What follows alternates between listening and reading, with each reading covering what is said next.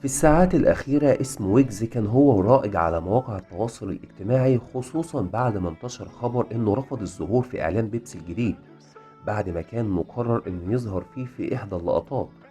اعلان بيبسي كان بيوضح تتابع الاعلانات في السنوات الأخيرة لمختلف النجوم واللي سوقوا للمنتج بتاعهم على مدار السنين، وكان من المفترض ان ويجز يظهر قبل ظهور صلاح في الاعلان لانه روج لبيبسي من حوالي سنتين.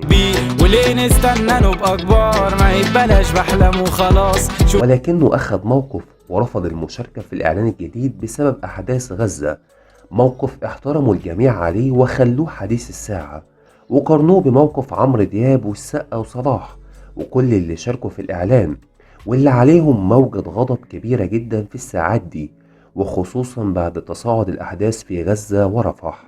شوف اخوه بيموت ويحاسب ما بيتصدرش، ده ما بتتقدرش، اخوك ما بيتقدرش. هنشوط في كل موقف محرج اتحط فيه عمرو دياب وكل اللي شاركوا في الإعلان، وتوقيت سيء جدا للنزول بالإعلان من الشركة، وكان متوقع إن الإعلان ينزل بعد انتهاء الحرب تماما، ولكنه نزل وقت تصاعد الأزمة، الشيء اللي خلى الهجوم شرس على كل النجوم وحالة غضب وحزن تسيطر على الشارع العربي.